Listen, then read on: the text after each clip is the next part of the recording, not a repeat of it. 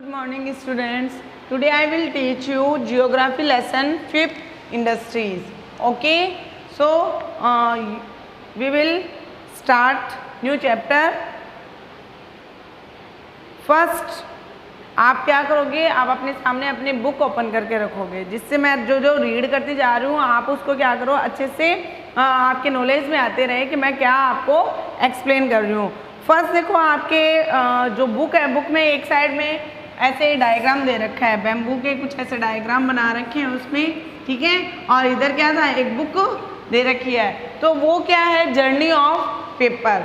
यानी कैसे journey of paper होती है कि फर्स्ट जो बैम्बू होता है, बैम्बू से यहाँ से उसकी जर्नी स्टार्ट होती है, फिर उसको बैम्बू को कट किया जाता है, कट करने के बाद में उसमें क्या पल्प निकाला जाता है, पल्प निकालने के बाद में कुछ केमिकल वगैरह करके फिर उसमें क्या की जाती है, पेपर मेकिंग की प्रोसेस की जाती है, यानी पेपर मेकिंग होता है, ठीक है। तो वो क्या होती है, journey of paper.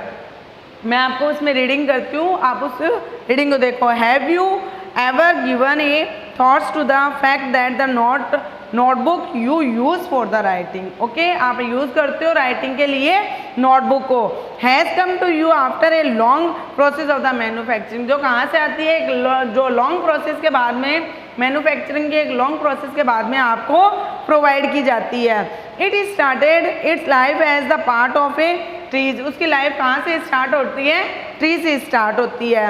It was cut down and the transported to the pulp mill, ठीक है, उसको कट किया जाता है, उसको ट्रांसपोर्ट किया जाता है पल्प मिल में, ठीक है। They the wood of the tree was the process and the converted into the wood pulp, ठीक है। वो किस में चेंज किया जाता है, कन्वर्ट किया जाता है वुड पल्प में, ठीक है। The wood pulp was the mixed with the chemical and the finally changed into the paper by machine. अब उसमें क्या किया जाता है, वो केमिकल वगैरह डाले जाते हैं वुड पल्प के अंदर, और फिर लास्ट में मशीन के थ्रू उसमें केस में फाइनली वो पेपर में क्या हो जाते हैं, चेंज हो जाते हैं। This paper found its way to the press where ink made from the chemicals was the used to the print and the line the pages। फिर बाद में क्या किया जाता है, इंक के थ्रू उसमें क्या की जाता है, लाइन प्रिंट की जाती है, और वो आगे की प्रोसेस स्टार्ट होती है।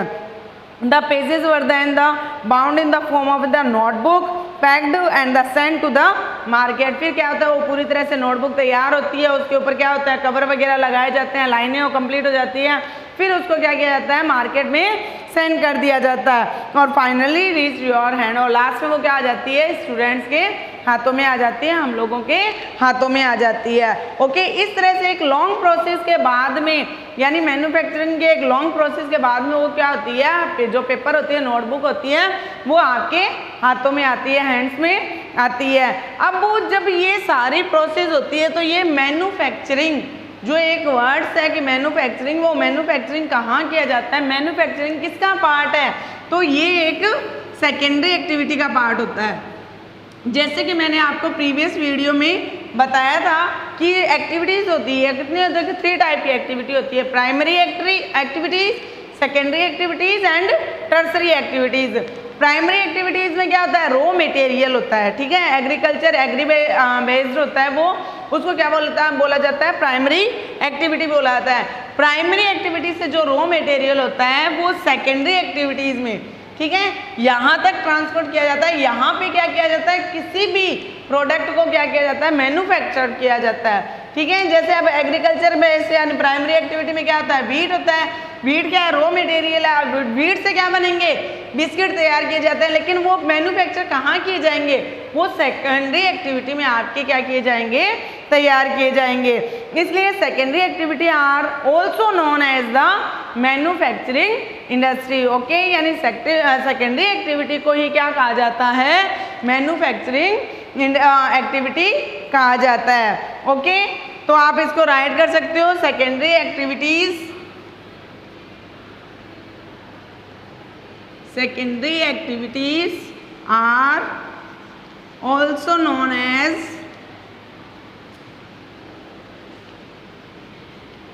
manufacturing activities।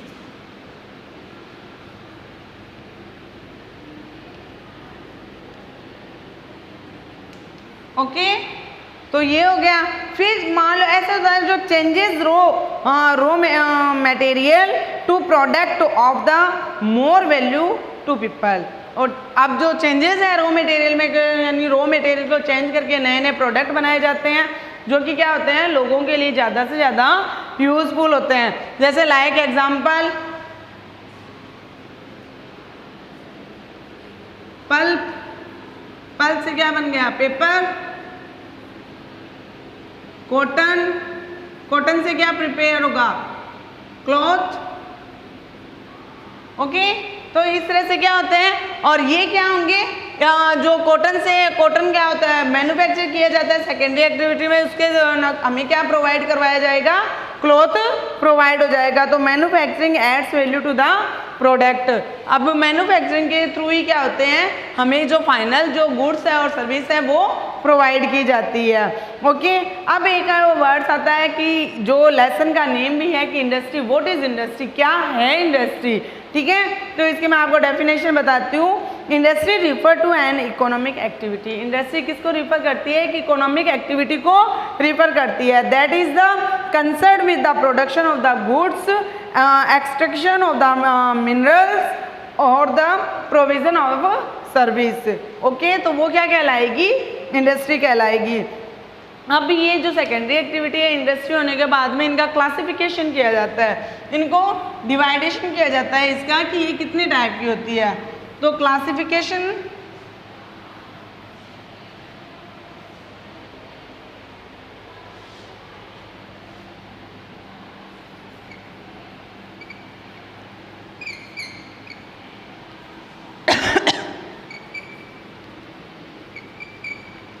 रो वेस्ट जो इंडस्ट्री है उसका क्लासिफिकेशन किया जाता है, कितने टाइप्स की होती है, 4 टाइप की होती है। फर्स्ट है एक agro based industry.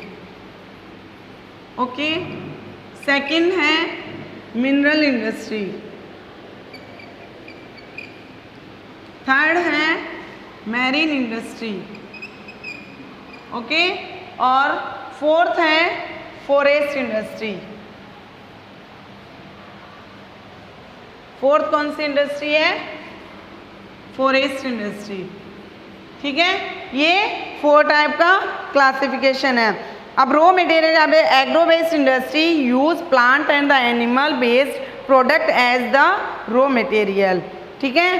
Food processing, vegetable oil, cotton, textile, dairy product and the leather industry are the example of agro based industry. ये सारे एग्जाम्पल किसके हैं, एग्रो बेस्ड इंडस्ट्री के हैं। नेक्स्ट आती है mineral based industry. Mineral based industry are primary industry that is use mineral ores as their the raw material, the product of the industries feed other the industry. Iron made from iron ore is the product of the mineral based industry. This is use of the material for the manufacturing of a number of the other products such as the heavy machine, building material and the railway coaches etc. ये सारे किसके example हैं, mineral based industry हो गई। Next आती है marine based industry जो सी और ओशन से रिलेटेड होती है, ठीक है। जैसे फिशिंग हो गई, ये सारे वर्क इसमें आते हैं, मैरीन बेस्ड इंडस्ट्री में आ गई।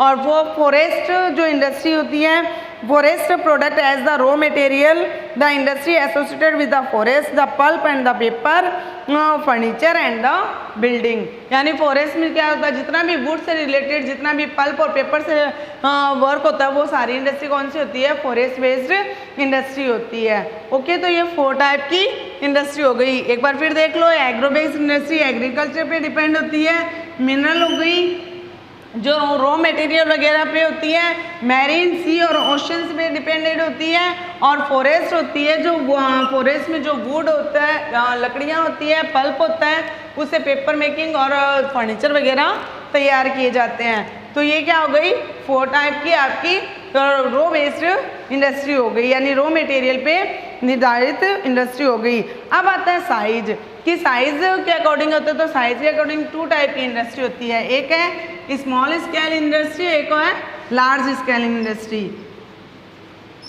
ये स्मॉल स्केल हो गई, और सेकंड क्या हो गई, large scale. Small scale industry में तो कोटेज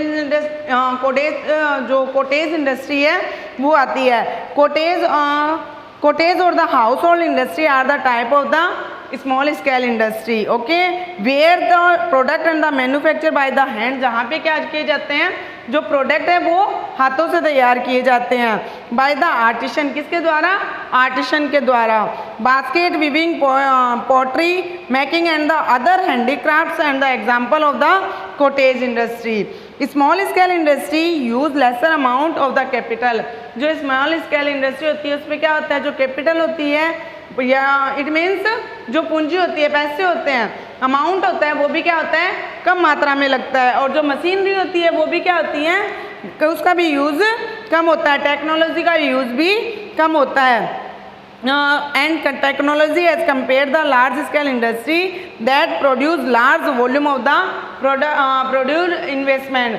यानी अब जो लार्ज स्केल इंडस्ट्री है उसके अंदर तो क्या होगा, कैपिटल भी होगी, वो भी ह्यूज अमाउंट में होगी, यानी ज़्यादा उसमें अमाउंट की ज़रूरत होगी।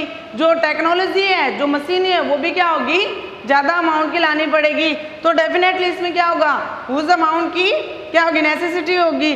तो इस प्रकार से क्या होती है कि दोनों इंडस्ट्री अलग हो गई। स्मॉल स्केल इंडस्ट्री है वो क्या होता है, एक उसका एरिया भी क्या होता है, शॉर्ट होता है, छोटे एरिया पे कंप्लीट हो जाती है, कैपिटल भी लेसर लगती है, ठीक है, और मशीनें वगैरह का भी इतना यूज नहीं होता। और कितना जो भी घर के जो फैमिली मेम्बर होते हैं वो सारे मिलके हाथों से कोई भी चीज़ तैयार कर लेते हैं, आर्टिशन के द्वारा ये कंप्लीट हो जाती है। बट जो लार्ज स्केल इंडस्ट्री उसमें इन्वेस्टमेंट भी ज़्यादा चाहिए होता है, एरिया भी ज़्यादा चाहिए होता है, ठीक है, और जो लेबर होंगे वो भी क्या होंगे, अमाउंट में ज़्यादा होंगे, उनकी भी संख्या ज़्यादा बताई जाएगी, ठीक है।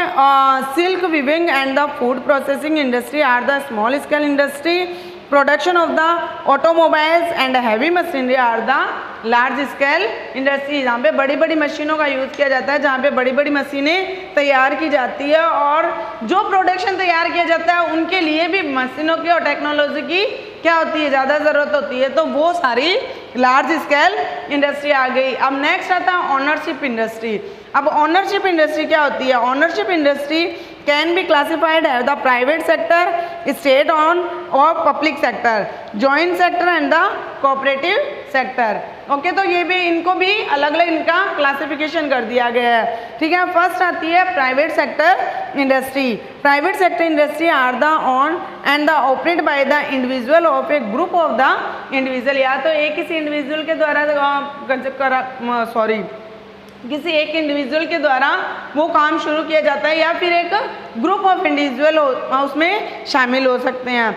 The public sector industry are own and the operate by the government. जो पब्लिक सेक्टर इंडस्ट्री होती है वो किसके द्वारा चलाई जाती है, उसमें जो गवर्नमेंट होती है वो इंक्लूड होती है, ठीक है। Such as the Hindustan Aeronautics Limited and Steel Authority of India Limited company. Okay, तो इनके द्वारा क्या होती है, ये इसमें जो गवर्नमेंट होती है वो इंक्लूड होती है। नेक्स्ट आता है जो जॉइंट सेक्टर इंडस्ट्री है।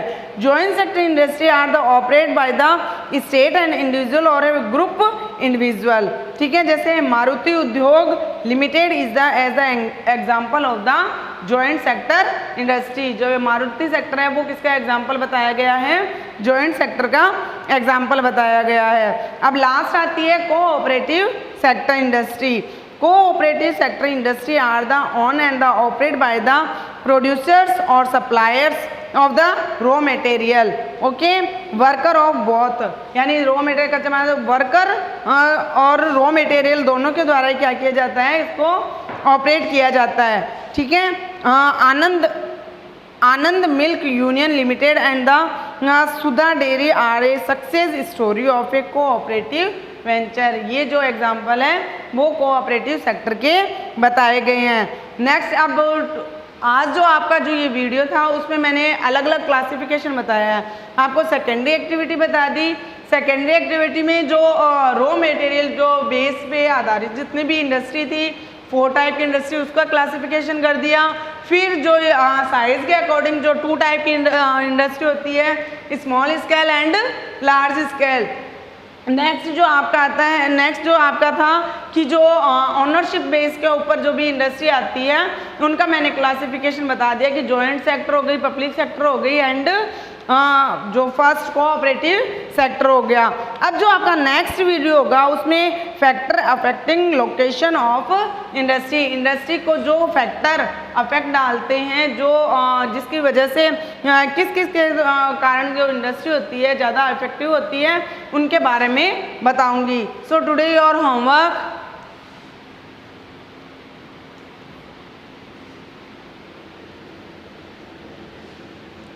read lesson 5th and find very short question answer.